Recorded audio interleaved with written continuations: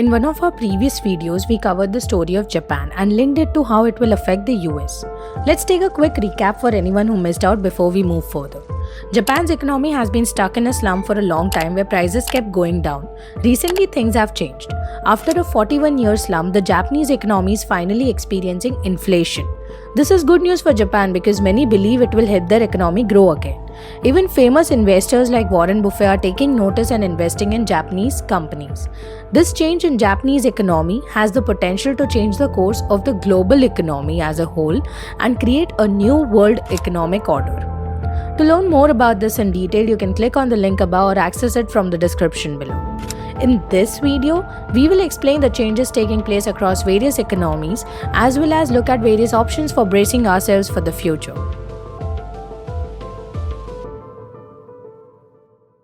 Let us begin with the world's economic leader, the United States, and the current changes in its economy. The US is grappling with a major debt crisis. The country's debt has skyrocketed, with the debt to GDP ratio reaching a record 124%. This essentially means the government owes more than it brings in each year. To make matters worse, the US hit its borrowing limit, known as the debt ceiling, in January 2023.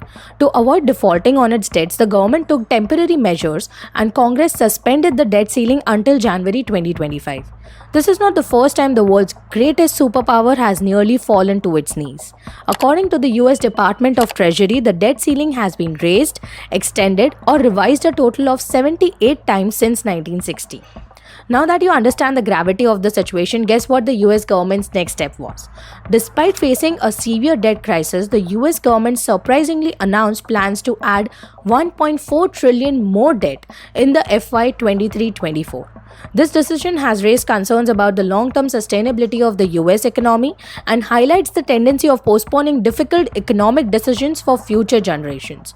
This entire situation highlights how the US economy is a ticking time bomb which is passed on to later leaders instead of diffusing it. Having said that, let's learn a bit about how USA raises money. Whenever they need a loan, they create bonds, which are basically IOUs. IOU stands for IOU, which is a promise to pay back the money borrowed plus interest after a certain time. These IOUs are the US Treasury bonds floating around in the global markets. The USA then sells these bonds to investors, which can be individuals, domestic banks, even foreign governments. Once the bonds are sold, the USA gets the money from these investors. Why would anyone want to invest in these bonds for a meager 4 to 5% yield, which doesn't even beat the inflation levels? Simply put, US Treasury bonds are one of the world's safest investments. The US government has a very strong track record of paying back its debts, even if it means taking on more debt to pay the previous one. Secondly, since the US dollar is the world's reserve currency, some countries may buy US bonds to support the value of their own currency. This can be especially important for countries that peg their currency to the dollar. When we discuss the need for foreign countries to purchase US government bonds, we mostly refer to these two significant buyers, China and Japan. Historically, Japan and China are the largest buyers of US debt, with Japan being the largest foreign holder and China trailing second. Let's make things interesting now.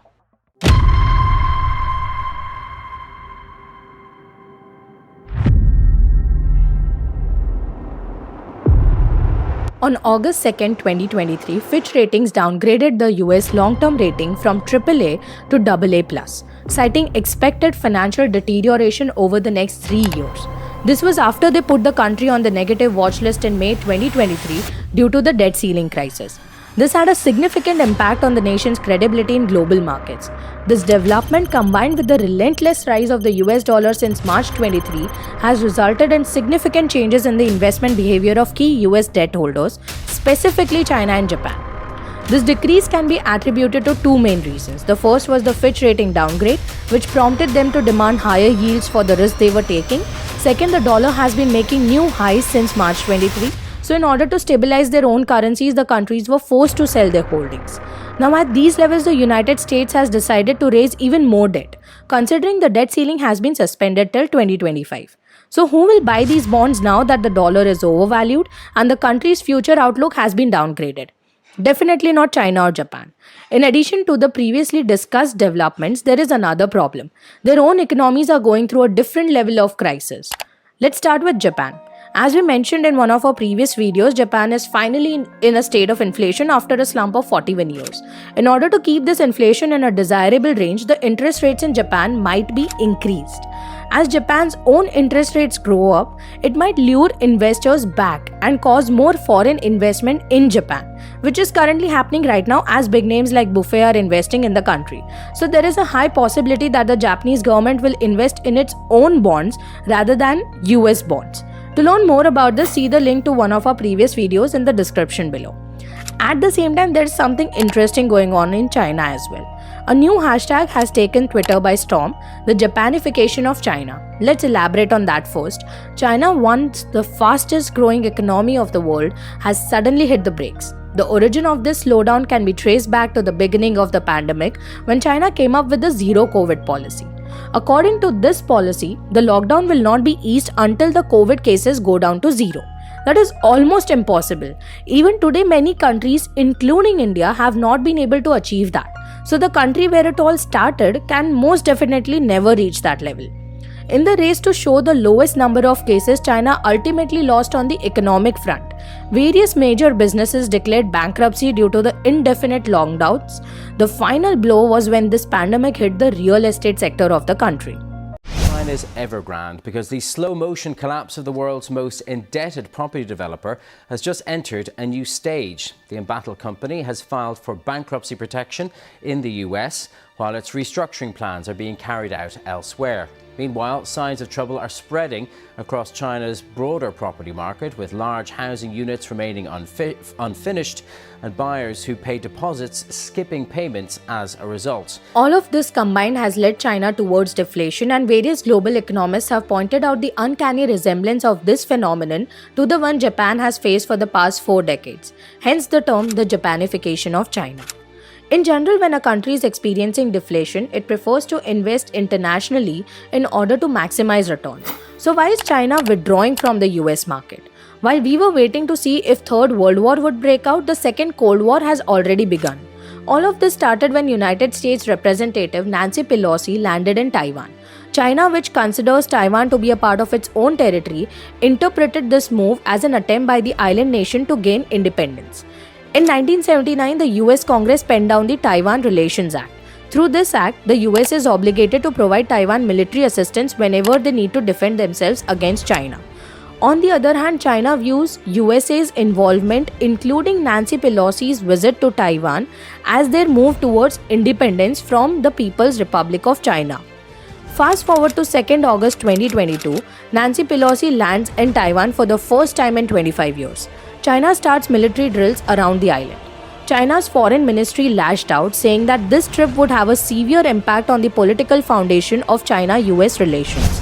While China was busy demonstrating its military prowess in Taiwan, President Joe Biden signed the Chips and Science Act into law on August 9, 2022.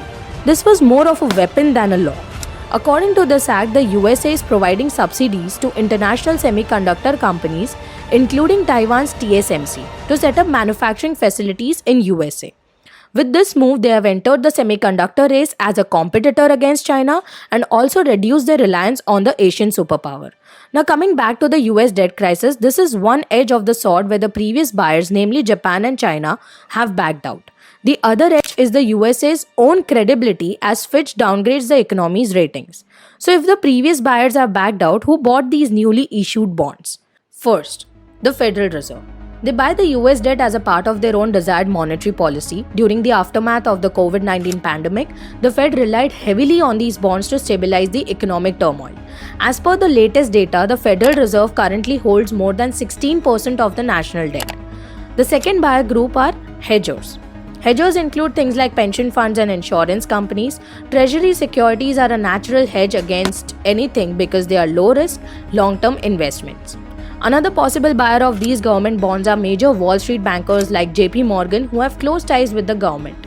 All of these scenarios have one thing in common. The majority of the US debt is held by agencies that can be traced back to the US economy. While they are already dealing with high inflation and several asset bubbles, the national debt being circulated within the country is just going to make the situation far more worse than it already is. In this entire scenario, one thing is super clear. The world's major economies have lost faith in the dollar and are slowly reducing their dependence on it. The dollar will no longer have any influence in the world economy, and this new economic order is gradually beginning to take shape. BRICS nations, Brazil, Russia, India, China, and South Africa have announced plans to develop a new currency. Their goal is to reduce reliance on the US dollar and other Western currencies as well, and protect themselves from international pressure. For the first time ever, the combined economic power of the BRICS countries has surpassed that of the G7, indicating a shift away from a US-centric world order and towards one centered on China. Gold is emerging as a key player in this transformation as the BRICS nations seek to reduce their reliance on the US dollar.